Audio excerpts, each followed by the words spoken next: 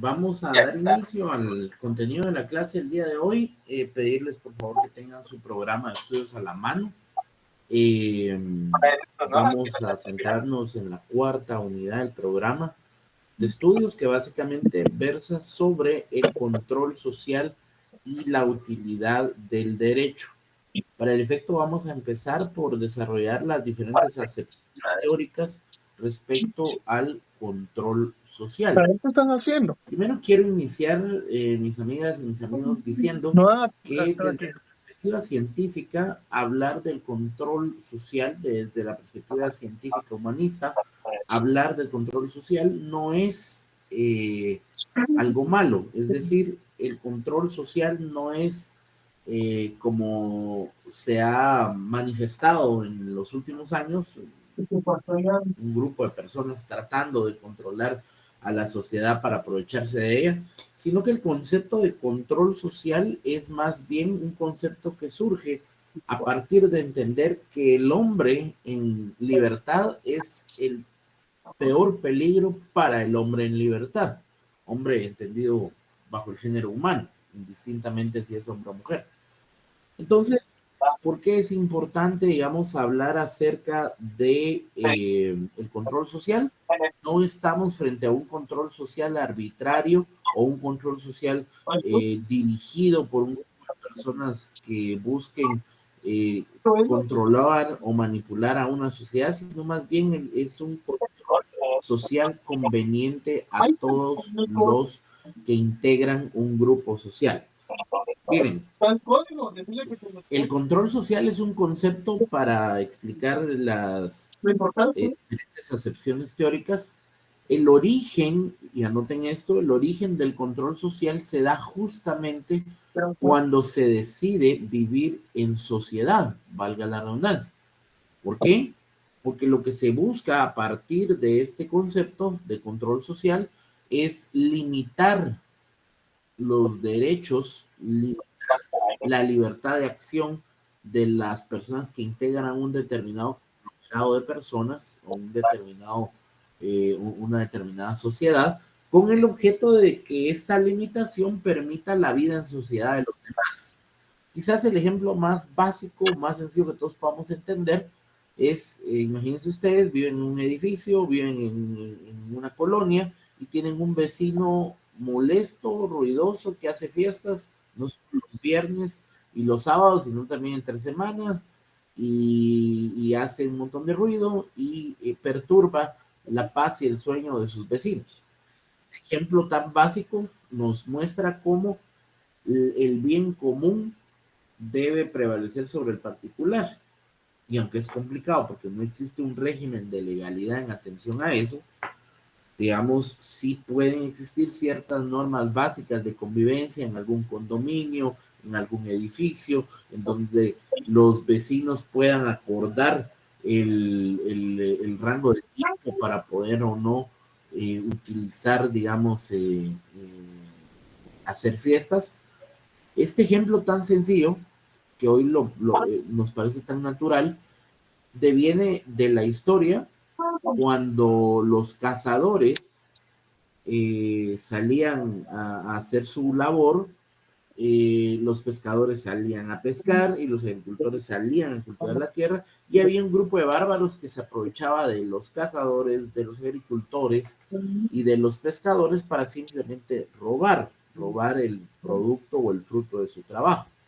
Fue necesario establecer un control social para proteger a la minoría, para proteger a las mayorías de esa pequeña minoría de bárbaros que imponían la fuerza humana para poder arrebatar el bien que generaban las demás personas. Entonces el control social surge necesariamente al concepto de bien común, necesariamente, ¿ya?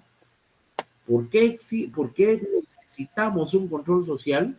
Bueno, necesitamos un control social simple y sencillamente porque sin ese control social no puede existir una limitación a la libertad de acción de las personas que va en detrimento de las demás personas que conforman un conglomerado social. De tal cuenta entonces que el control social, el concepto de control social plenamente utilizado va ligado al concepto de el bien común. Necesitamos generar control social para garantizar el bien común. ¿Por qué no se puede garantizar el bien común sin control social? Ojo, esa es pregunta de examen. ¿Por qué no podemos garantizar el bien común sin control social? Porque sin medidas restrictivas, sin penalización de conductas, la conducta en libertad del ser humano siempre tiende a sobrepasarse o a irrespetar los derechos de los demás seres humanos. Entonces necesitamos un control social. Y para este control social, para poder implantar un régimen de control social, necesitamos dos cosas importantes: el derecho y la fuerza pública. ¿Eh? ¿Cuáles son los dos elementos que le dan vida al control social? El derecho y la fuerza pública. ¿Por qué digo esto? Porque no podemos concebir ningún régimen de control social si previamente no existe un régimen de legalidad. ¿Ya? El régimen de legalidad es el que da fundamento al control social. Entonces, no puede existir un control social si no hay un régimen de legalidad. Entonces, vean ustedes artículo 17 constitucional. Alguien que pueda ir a la Constitución Política de la República de Guatemala, busque el artículo 17 y lo lea en voz alta, y los demás, por favor, llevan la lectura en su Constitución física o digital que tengan por ahí. No hay delito ni pena sin ley anterior. No son punibles las acciones u omisiones que no estén calificadas como delito o falta y penadas por la ley anterior a su perpetración. No hay prisión por deuda. Entonces, lo que dice la Constitución en cuanto al régimen de legalidad es que no puede existir ningún delito ni pena si no hay ley anterior. Es decir, no podemos generar un control social si previamente no tenemos esta figura debidamente legislada. Entonces, miren, el control social necesita de un régimen de legalidad para poder existir en un Estado de Derecho. El control social no es la voluntad expresa de un soberano emperador, como sí fue en algún momento de la historia bajo otros regímenes políticos en otras épocas. Particularmente en este caso, el artículo 17 de la Constitución Política de la República de Guatemala nos muestra cómo en el Estado de Guatemala el control social se ejerce fundamentalmente a partir de un régimen de legalidad. Entonces, por favor, no olvidar el tema del régimen de legalidad. El régimen de legalidad es el 50% de lo que necesitamos para establecer un control social, porque en el régimen de legalidad vamos a establecer nosotros qué sí se puede hacer y qué no se puede hacer. Volviendo al simplista ejemplo del vecino que hace fiestas en su edificio, pues el estándar o el reglamento de convivencia del condominio o del edificio establecerá ciertos horarios o ciertas condiciones para poder celebrar estas fiestas. Ese reglamento se denomina régimen de legalidad, en este ejemplo tan básico. Llevémoslo quizás a ejemplos un poco más profundos, como por ejemplo el tema de cómo podemos nosotros saber si la fuerza pública puede o no actuar frente a personas, frente a la conducta de determinadas personas. Pues eso va a ser siempre y cuando exista previamente un régimen de legalidad que tipifique esta conducta como típica, antijurídica y punible en el caso de ser un delito, o como una falta administrativa o como una falta laboral, según corresponda. Entonces, para ejercer el control social, el primer gran elemento, mis amigas y mis amigos, si no lo olviden, es el control, es el régimen de legalidad. Para ejercer el control social, el primer gran elemento es un régimen de legalidad. Pero necesitamos un segundo elemento, no solo el régimen de legalidad, sino también la fuerza pública. ¿Por qué es importante la fuerza pública? Porque con la fuerza pública hacemos cumplir el régimen de legalidad. Si no tenemos una fuerza pública lo suficientemente fortalecida para hacer valer el régimen de legalidad, entonces nuestro régimen de legalidad es paupérrimo, nadie lo respeta, no se cumple y lo que es peor, el control social se vuelve una burla. Y eso es un poco con lo que pasa en los estados en donde el régimen de legalidad puede ser que sea fortalecido, pero la fuerza pública es un chiste. Cuando la fuerza pública no hace valer el régimen de legalidad, no existe la posibilidad de que los ciudadanos realmente respeten el control social establecido por sus mayorías. Porque al final ni siquiera son los gobernantes. Recordarán ustedes ayer esa clasificación de gobernados y gobernantes.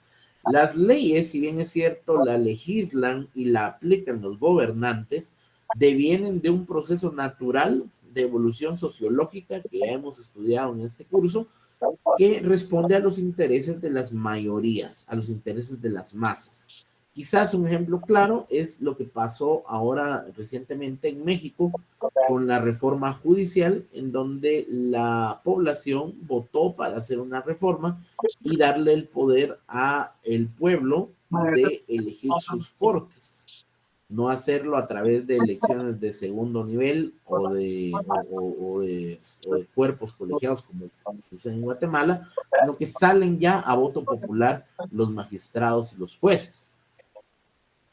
Eso va en contra de toda lógica, pero al final es lo que quiere la gente. Entonces eso demuestra la teoría de un proceso sano de creación de la norma que no necesariamente es justa. Acuérdense que las masas no necesariamente son sabias y justas. De hecho, el mejor ejemplo de eso es bíblico, cuando le preguntan a la multitud a quién quieren, a Jesús o a Barrabás, y la multitud prefiere a Barrabás. Hoy, con toda la historia escrita, seguramente la gente pensaría que debieron haber salvado a Jesús. Pero ese es solo un pequeño ejemplo de cómo las multitudes no necesariamente son quienes toman las decisiones más sabias o las decisiones más centradas. Al final del día, las masas se mueven y se manipulan, como decíamos en la sesión anterior, con pan y circo, tal como lo decían ya desde aquellos tiempos los romanos. Pero como el punto acá es probar los dos elementos fundamentales del control social, no olviden, es el régimen de legalidad y la fuerza pública. Y teniendo estos dos aspectos claros, vamos a entrar al numeral 4.3.1 referente a la norma jurídica y a los roles. Miren, la norma jurídica evidentemente está relacionada, digamos, al régimen de legalidad. El régimen de legalidad es lo que le da fundamento al control social. ¿Saben? Otro ejemplo que nos puede servir de mucha ilustración es, todos vivimos hace 4 años un periodo de pandemia.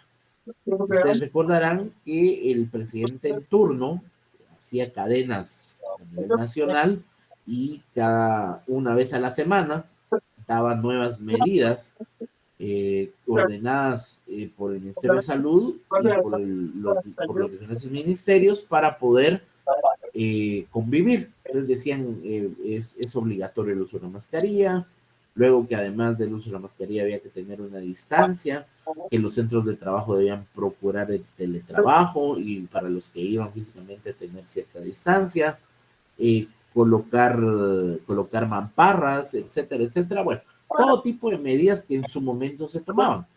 El régimen de legalidad estaba amparado en la publicación que el entonces presidente hacía en el diario oficial de un acuerdo gubernativo que contenía todas las disposiciones que él explicaba en la televisión una noche antes.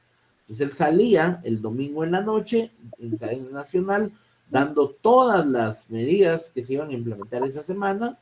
Además, fijaba horarios de toques de queda y bueno, ya no tengo que explicárselo porque ustedes lo vivieron. Pero el régimen de legalidad de todo eso no era solo porque el presidente lo decía, no. Todo lo que el presidente explicaba en la televisión una noche antes, al día siguiente, a la mañana siguiente, salía publicado en el diario oficial, contenido en un acuerdo gubernativo. Y eso cada semana. Es ese acuerdo gubernativo que explicaba lo que el presidente había dicho en la televisión, es el régimen de legalidad. Y ese mismo régimen de legalidad, en ese mismo acuerdo gubernativo, el presidente instruía a la fuerza pública para hacer cumplir las disposiciones que en el acuerdo gubernativo se emitían. Y ese era el fundamento legal para que la policía naturalmente pudiera proceder.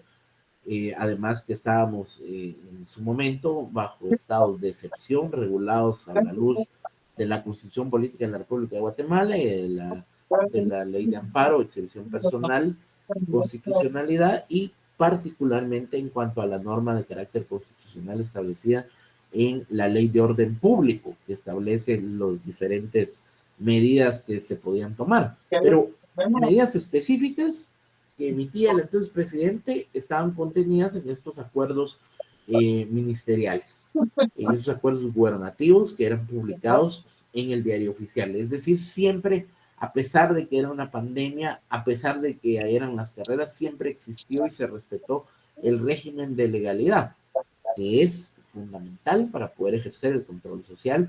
Y después, pues ya recordarán ustedes que la fuerza pública pues también actuaba, ¿verdad? Las personas que por alguna razón se quedaban en la tienda 5 o 10 minutos antes, perdón, después del horario establecido, al principio muchas personas eran detenidas y de hecho hasta enviadas estas personas a torre de tribunales.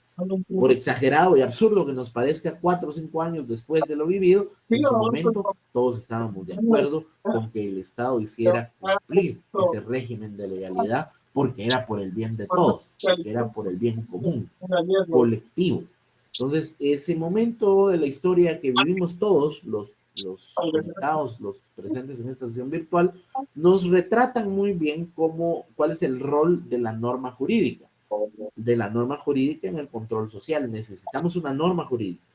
El régimen de legalidad para funcionar necesita fundamentalmente una norma jurídica, que puede ser una norma constitucional, una norma ordinaria, una norma reglamentaria o incluso una norma individualizada en el caso de los contratos laborales que se firmaban en ese entonces, que establecían entrega de productos, teletrabajo, etcétera, etcétera. Eso es una norma individualizada porque vincula única y exclusivamente a patrón y trabajador, pero sí que también debían adaptarse a las medidas nacionales que se estaban tomando en ese momento. Entonces, dicho esto, el tema de la norma y los roles, el fundamento legal, por favor no olviden el artículo 17 de la Constitución que acabamos de leer. Hablemos ahora, mis amigas y mis amigos, del rol del abogado. Para eso voy a pedirles que vayan a su ley del organismo judicial, siempre les pedí que tuvieran esa ley a la mano, bien sea en físico o bien sea en digital. Si están en una computadora, pueden googlearlo. Ley del organismo judicial, y por favor se ubiquen en el artículo 196. Vamos a explorar 8 pequeños artículos que son importantes para entender el rol del abogado en el sistema jurídico guatemalteco. Artículo 196 de la Ley del organismo judicial. Alguien que pueda leerlo en voz alta y los demás, por favor, llevamos la lectura. Artículo 196. Calidad de abogado. Para ejercer la profesión de abogado se requiere el título correspondiente, ser colegiado activo, estar inscrito en el registro de abogados que se lleva en la Corte Suprema de Justicia, estar en el goce de sus derechos ciudadanos y no tener vigente ninguna clase de suspensión. Ninguna autoridad judicial, administrativa o de otra índole puede limitar el ejercicio de la profesión de abogado, salvo que ésta esté fundada en ley.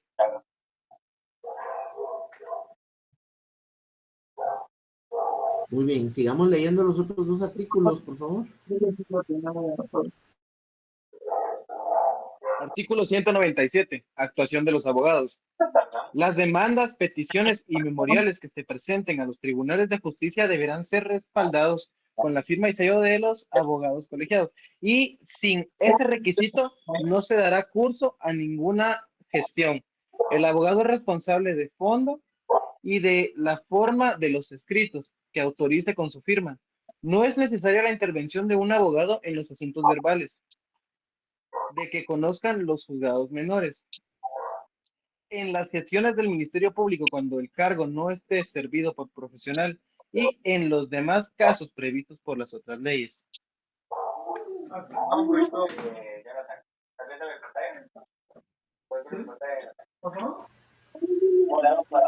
Pedí que leyeran dos. Voy a leer yo el siguiente. Artículo 198. Derechos de los abogados. Los tribunales y jueces dejarán a los abogados en la justa libertad que deben tener para sostener por escrito y de palabra los derechos de sus clientes. Los abogados deben proceder con arreglo a las leyes y con el respeto debido a los tribunales y autoridades. Serán citados por estas con el decoro correspondiente y no se les interrumpirá. Él desconcertará cuando hablen en estrados, ni desconcertará cuando hablen en estrados. Esta ley está mal redactada. Ni se coartará directa ni indirectamente el libre desempeño de su alta investidura, e igual trato deberán darles las autoridades, funcionarios y empleados de la administración pública de cualquier jerarquía. Los tribunales darán a los abogados el trato respetuoso inherente a su investidura. Bueno, miren, estos 8 artículos de la Ley de Organismo Judicial nos detallan el rol del abogado en nuestro sistema jurídico. Evidentemente, vivimos en un sistema jurídico que ha evolucionado. Venimos de un sistema inquisitivo y hemos pasado a un sistema de investigación.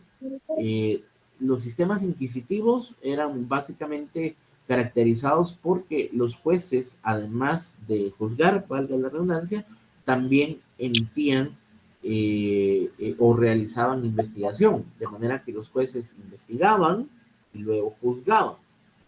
Con la reforma constitucional del 93 se dividen las facultades del Ministerio Público y se crea la Procuraduría General de la Nación, que se queda con toda la parte de representación del Estado, y el Ministerio Público como institución encargada exclusivamente de la persecución penal. Esto marca un parteaguas en la historia jurídica del país porque le da al sistema jurídico una evolución del sistema inquisitivo a un sistema ya desarrollado de investigación penal y permite la oralidad en varios juicios, digamos juicio ordinario, particularmente existen ya en materia penal audiencias fundamentalmente orales que permiten que sea más ágil en el proceso de la restitución de los derechos y la responsabilización de aquellos que son transgresores de normas jurídicas y que son responsables de cometer actos típicos antijurídicos y punibles. Y de esa cuenta, entonces, es importante que tengamos presente que el rol del abogado dentro de este control social es que el abogado es el responsable de garantizar que las partes, cualesquiera que sean en un litigio, estén apegados a el régimen de legalidad, que es columna vertebral del control social. O sea, la profesión de abogado hace parte del proceso de control social, porque nosotros al aplicar la ley, al interpretar la ley, al defender derechos de particulares con la ley en la mano, lo que hacemos es limitar a las autoridades en turno a que el ejercicio del poder lo realicen única y exclusivamente en el marco de sus actividades y de sus funciones legalmente establecidas, apegados a un régimen de legalidad y con ello contribuyendo al control social que genera la convivencia y la paz humana en un determinado conglomerado social. Gracias entonces a los abogados se respeta el régimen de legalidad en una sociedad y se garantiza la convivencia en paz de un grupo social. Se dan cuenta entonces la importancia del rol de los abogados.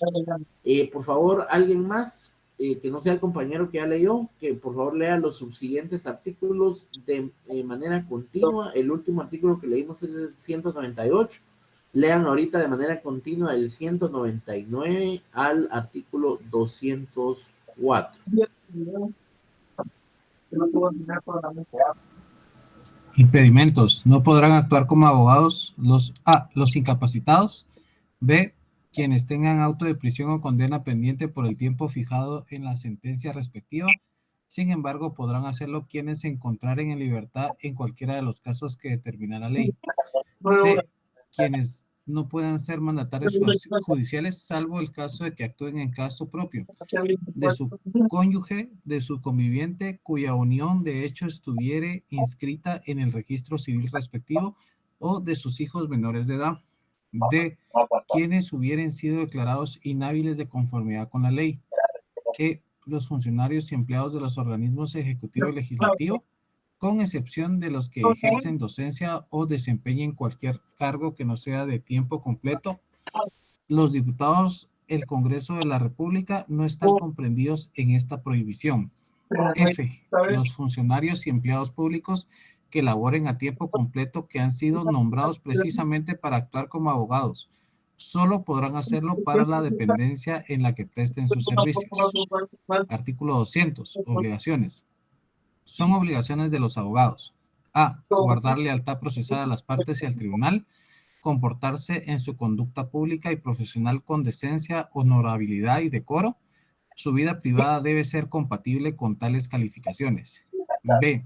Alegar por escrito o de palabra, sin faltar a la verdad de los hechos, ni contra las disposiciones legales. E. Defender gratuitamente a los declarados pobres y a los procesados que no nombren defensor. Los jueces cuidarán de distribuir equitativamente entre los abogados de su jurisdicción la defensa de los pobres, y tienen facultad para imponer a aquellos multas de 5 a 25 quetzales cuando sin justa causa no cumplan su deber. Artículo 201. Prohibiciones. Es prohibido a los abogados: A. Actuar en los juicios en que el juez tuviera que excusarse o pudiera ser recusado a causa de la intervención del profesional. B. Invocar leyes supuestas o truncadas. C. Revelar el secreto de su cliente. D. Abandonar, sin justa causa, los asuntos que hubiere comenzado a defender. E. Interrumpir el discurso o declaración de la parte contraria o de su abogado. F. Exigir a su cliente honorarios mayores que los concertados o los que fijan los aranceles. G. Defender a una parte después de haber principiado la defensa de la otra en el mismo asunto. H. Se suprime. Y falta al cumplimiento de las demás obligaciones que prescriben las leyes y reglamentos. Los tribunales están obligados a proceder conforme a esta ley en los casos de infracción de este artículo. Artículo 202. Responsabilidad. Los abogados son responsables de los daños y perjuicios que sufran sus clientes por su ignorancia, culpa, dolo, descuido, negligencia o mala fe comprobadas. 203. Sanciones. Por la interposición de recursos frívolos o impertinentes que evidentemente tiendan a entorpecer los procedimientos, y por la presentación de escritos injuriosos o con evidente malicia. Será sancionado el abogado las 2 primeras veces con multas de 10 a 100 quetzales y la tercera con separación de la dirección y procuración del asunto, sin perjuicio de otras sanciones que pueda imponer el Colegio de Abogados en aras de la adecuada disciplina y prestigio del gremio. Contra la resolución que decreta multas o la separación, cabe el recurso de apelación, pero si se tratare de los tribunales colegiados, solo cabe la reposición. Tal recurso no interrumpirá el curso del asunto en trámite. Esta cuestión será tramitada en incidente y en cuerda separada. Artículo 204. Consecuencias de las sanciones. Todas las inhabilitaciones se decretarán por el tribunal que conozca del asunto, haciéndose saber a la Corte Suprema de Justicia. Esta lo comunicará a su vez a los demás tribunales y al Colegio de Abogados, ordenando que se haga la correspondiente anotación en el registro de abogados y que se publique en el Diario Oficial y en la Gaceta de los Tribunales. Muy bien, muchas gracias, compañero. Miren, todo lo que tienen que saber del ejercicio de la profesión en nuestro país está en este rango de artículos, del 196 al 204 de la Constitución.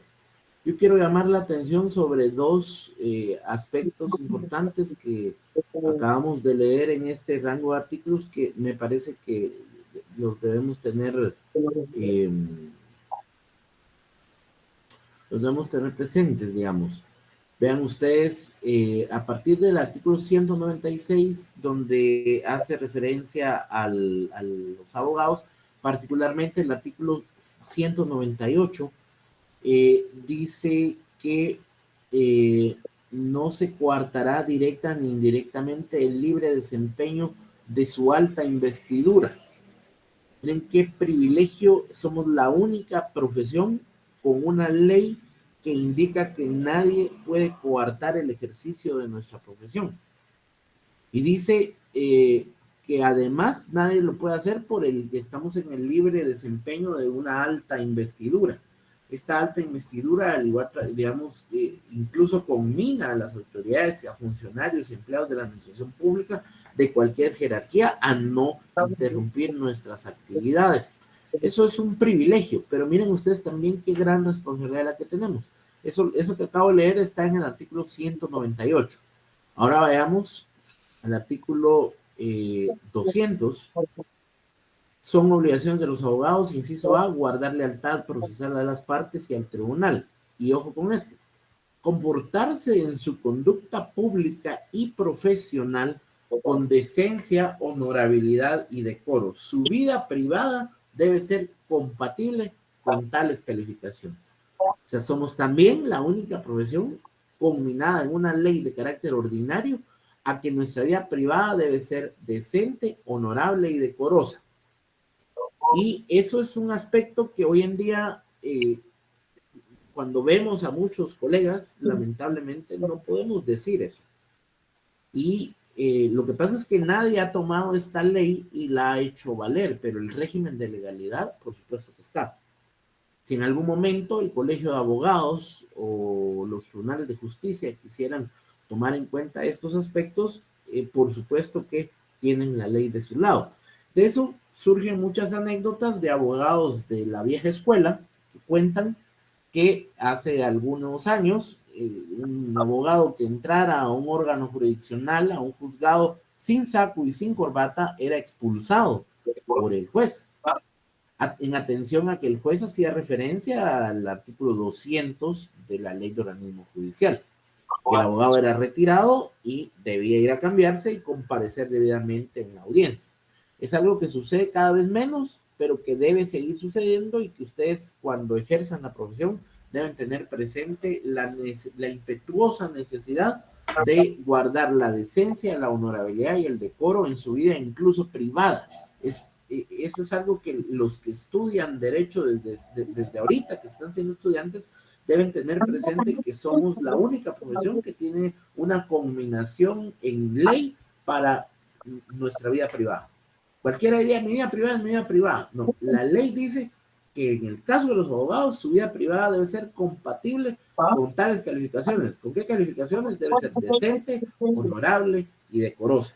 De otra cuenta, también luego vienen las prohibiciones y algunas otras medidas que se pudieran tomar en contra de los abogados. Entonces, eso es importante para que lo tengan presente. Continuando entonces con el programa, ya agotado el punto del rol del abogado, vamos a entrar al rol del juzgador. Y en cuanto al rol del juzgador, por favor, quiero que tomen el rango de los artículos siempre ahí mismo en la ley de organismo judicial. Vayan al artículo 86 de la ley del organismo judicial. Ubíquense ahí mismo en su ley del organismo judicial. Artículo número 86. El artículo 80, a partir del artículo 86, vamos a, de una vez, si están haciendo anotaciones, el rol del juzgador está en el rango del artículo 86 al 107 de la ley de organismo judicial. ¿Por qué? Porque aquí están detalladas las funciones de las salas de apelaciones, que muy famosas en los últimos días, de las salas de cortes de apelaciones, de los tribunales de primera instancia y de los tribunales menores. De esa cuenta es importante que hagan una lectura íntegra de todos los artículos del 86 al 107. De momento yo pediría que leamos de manera continua del artículo 86 al artículo número 93. Por favor, del 86 al 93 y los demás llevamos la lectura. Alguien que pueda llevar esa lectura, realizar esa lectura. Salas. La Corte de Apelaciones se integra con el número de salas que determine la Corte Suprema de Justicia, la cual fijará también la sede, materia de que conocerán y competencia territorial de cada una de las salas. Artículo 87. Integración. Cada sala se compone de 3 magistrados propietarios y 2 suplentes para los casos que sean necesarios y será presidida por el magistrado que designe la Corte Suprema de Justicia. También podrá la Corte Suprema de Justicia aumentar el número de magistrados de cada sala cuando así lo exijan las circunstancias. Las disposiciones de esta sección comprenden en lo aplicable a los tribunales colegiados en general. Artículo 88. Atribuciones. Corresponde a las salas de la Corte de Apelaciones, inciso A, conocer en primera instancia previa declaratoria del Congreso de haber lugar a juicio en las causas de responsabilidad contra los funcionarios a que se refiere el inciso H del artículo 165 de la Constitución Política de la República. Inciso B, conocer en segunda instancia de los procesos establecidos en la ley. Inciso C, conocer de los antejuicios cuyo conocimiento no esté atribuido por esta ley o por la Constitución Política de la República a otro órgano. Inciso D, derogado igual al inciso E y el inciso F. Inciso G, en casos urgentes, conceder licencia a los secretarios y demás empleados para que ausenten de su trabajo por no más de 8 días, pero si fuera necesario el nombramiento de sustituto, el caso se pondrá en conocimiento del presidente del organismo judicial. Inciso H, llamar al suplente que corresponda en caso que por cualquier motivo quedara desintegrada. Inciso I, conocer en consulta de los procesos cuando legalmente proceda confirmando, modificando o revocando la resolución recibida en grado.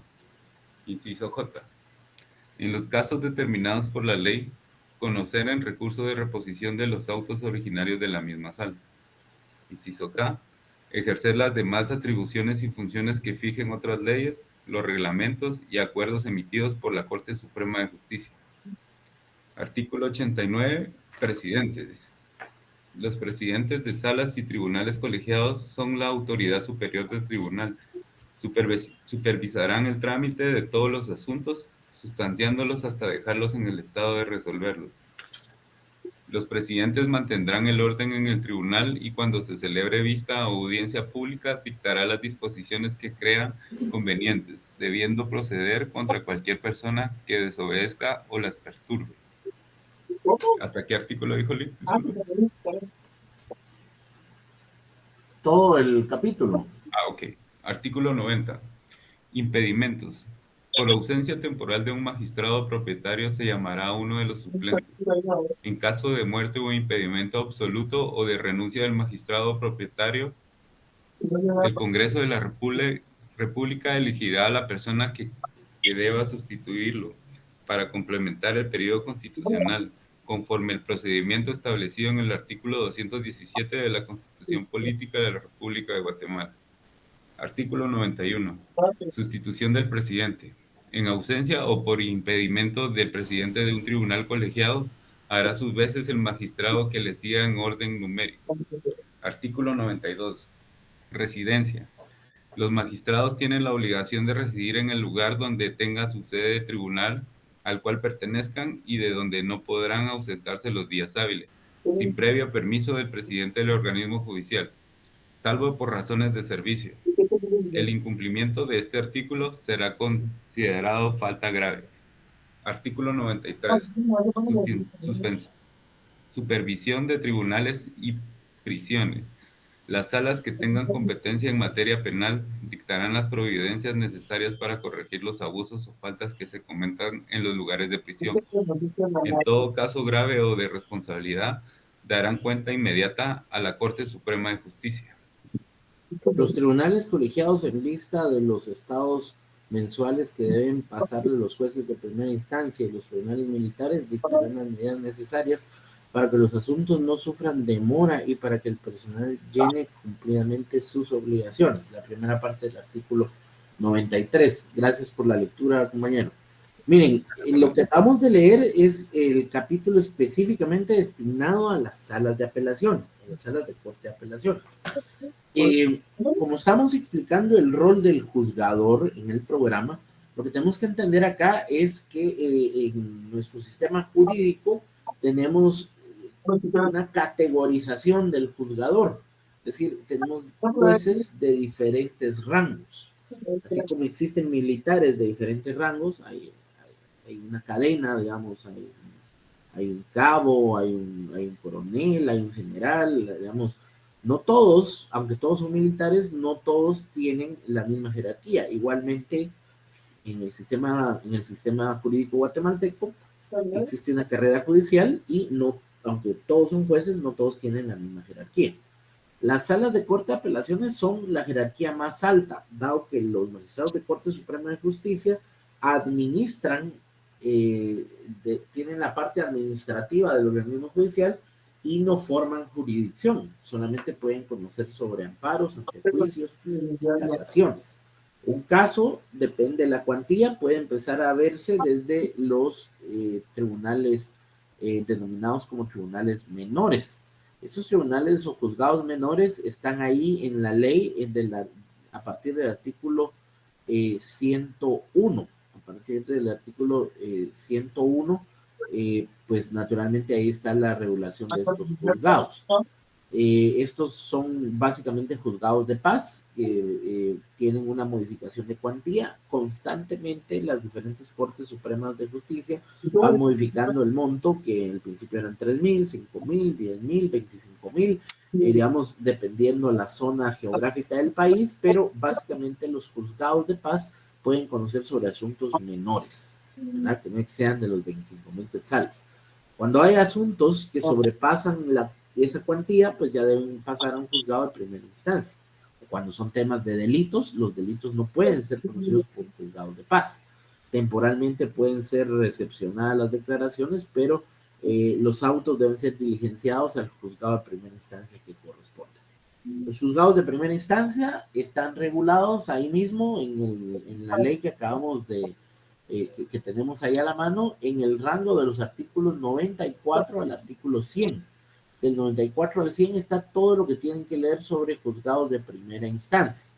Y cuando los juzgados de primera instancia emiten sentencias y alguien no está de acuerdo, tiene fundamentos legales para oponerse, puede oponerse siempre que esté en el plazo legal para impugnar, y esa oposición, esa impugnación a la sentencia de un juzgado de primera instancia es conocida por una sala de corte de apelaciones.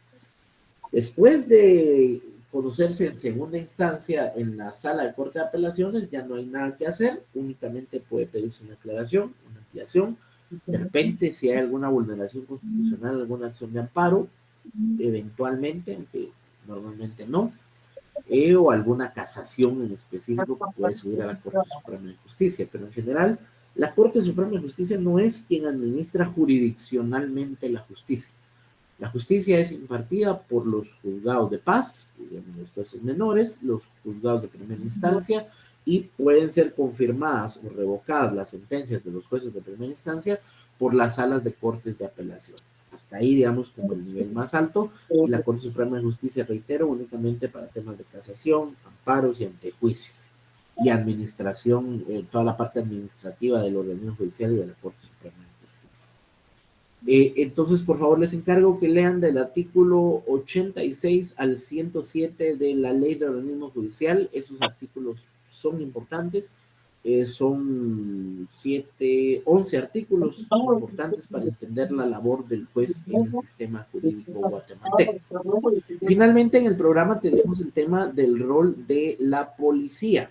Para terminar el contenido de hoy, el rol básicamente de la policía está vinculado a el ejercicio de la fuerza pública, que tal y como se les decía al principio, para poder establecer un control social necesitamos dos ingredientes básicos. El primero es un régimen de legalidad, para el cual necesitamos jueces, abogados y leyes, que es lo que hemos desarrollado, y necesitamos una fuerza pública, que es lo que se denomina el rol de la policía. La fuerza pública está combinada a hacer cumplir la norma jurídica, pero también está combinada a hacer cumplir las resoluciones judiciales. De tal cuenta que cuando alguien no acata una resolución judicial, debe ser combinado por la fuerza pública a el cumplimiento de esta resolución judicial, toda vez esta esté debidamente firme y ejecutoriada. Ese es el rol de la policía y dejamos para la próxima semana la parte final de esta cuarta unidad correspondiente a la cultura y la subcultura jurídica, el pluralismo jurídico y los grupos indígenas. Conversaremos de eso en la próxima sesión. Hay una mano levantada. Adelante. Buenas noches, Lick. Espero que se encuentre muy bien. Una pregunta para el examen. Ahorita el segundo, la ponderación del examen, ¿será sobre 40 o nos va a dejar alguna actividad? Sí, es sobre 40 puntos. Es sobre 40 puntos y es Ok. básicamente con el rango de artículos que estamos leyendo y el contenido de las clases, de la clase de ayer y la de hoy. Muy amable, Lick. Muchas gracias. Bueno, muy bien. Entonces, nos seguimos saludando. Que tengan buen fin.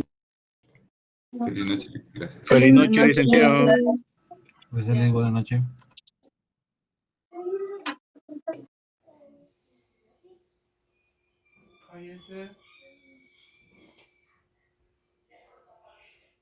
Y usted no le pidió a ella que se saliera.